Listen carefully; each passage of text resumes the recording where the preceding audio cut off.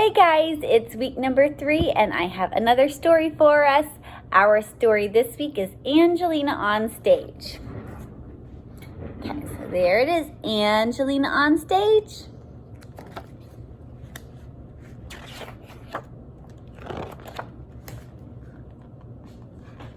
Angelina's cousin Henry liked to go to her ballet lessons at Miss Lily's and join in the dancing. Henry always followed close behind Angelina, copying her graceful steps, but he wiggled and wobbled and didn't look like a ballet dancer at all. After each class, Angelina showed Henry the right way to do the pliés and arabesques and twirls. But Henry kept on dancing in his own funny way. Then, one day, Miss Lily received a letter from Mr. Popoff, the great musical director. Angelina, said her ballet teacher, how would you like to be a magic fairy in a real grown-ups ballet? Angelina was thrilled. Oh, yes, she cried. It is called the Gypsy Queen, said Miss Lily excitedly. Then she turned to Henry. Mr. Popoff needs a little elf, too, and you are the perfect size.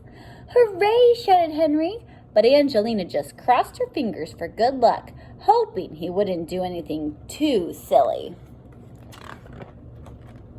Ooh, look at that picture there. At rehearsals, Angelina learned to fly through the air with a special wire attached to her costume so that she looked like a fairy floating down out of the sky. Henry was supposed to scamper through the woods below looking for the fairy, but he often got mixed up and went the wrong way.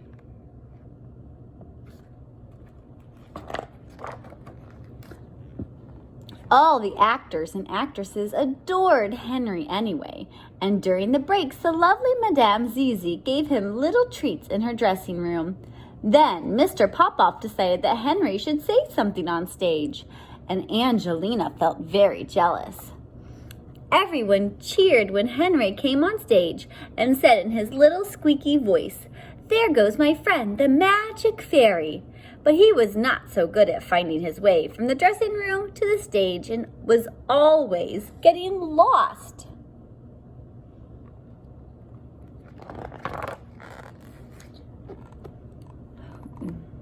On the night of the first performance, everyone backstage was very excited. Angelina waited in the wings with her crown on and her wand ready as the audience crowded into the theater, and the orchestra began to play.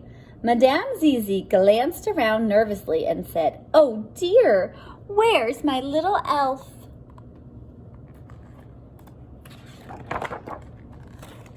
Angelina ran wildly through the corridors, looking for Henry,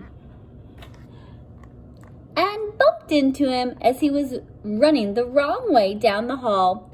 "I got lost again," Henry sobbed as Angelina grabbed his hand and raced back to the stage.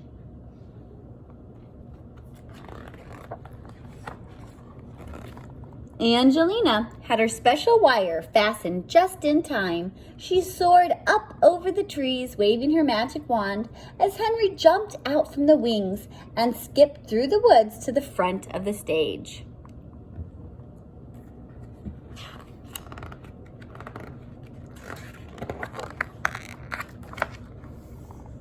Henry turned and saw the theater filled with lights and a sea of strange faces. He couldn't open his mouth. He just stared out at the audience. For an awful moment, nothing happened.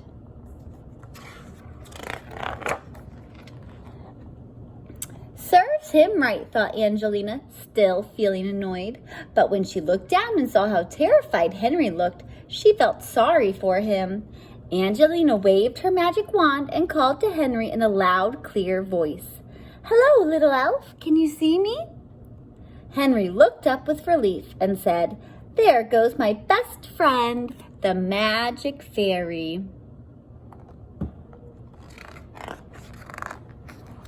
At the end of the show, Angelina and Henry took a curtain call with all the actors and dancers.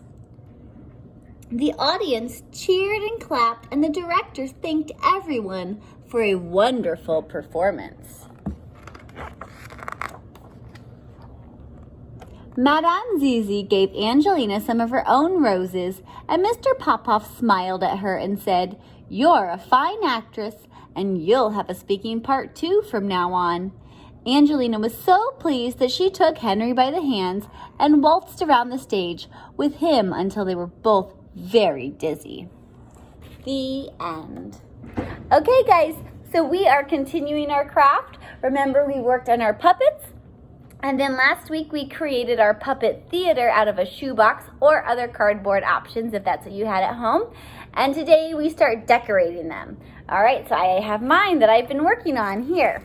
So this is what my puppet theater looks like today. So we are decorating the front of your puppet theater. So remember that big rectangle you cut out? You can use any materials you want to make the front of the stage, okay? So for mine, I wanted to do red curtains. So I have a red curtain going across the top, and I added a couple little stars just for fun. And then I used tissue paper, and I bunched it together with a little gold ribbon to make my two big red curtains on the side of the stage. And then I also added a little bit of red at the bottom just because I thought it made it look a little bit nicer. All right, so this is how I decorated the front of my puppet theater. You guys can decorate yours any way you'd like. If you want to add curtains, you can, because a lot of our theaters have curtains. But if you want to decorate it your own way, that's okay too. Another thing you can add is the name of the theater. If you want to name your theater and add that, I considered putting a name of my theater down here, but then I decided I was just going to leave it how it was. Okay, so you can use paint, you can use paper, you can use tissue paper, you can use fabric, you can use stickers, anything you want to create the front is up to you. Okay, so I can't wait to see what your theaters look like. All right. That's it for this week, and I can't wait to see you guys in class. Bye!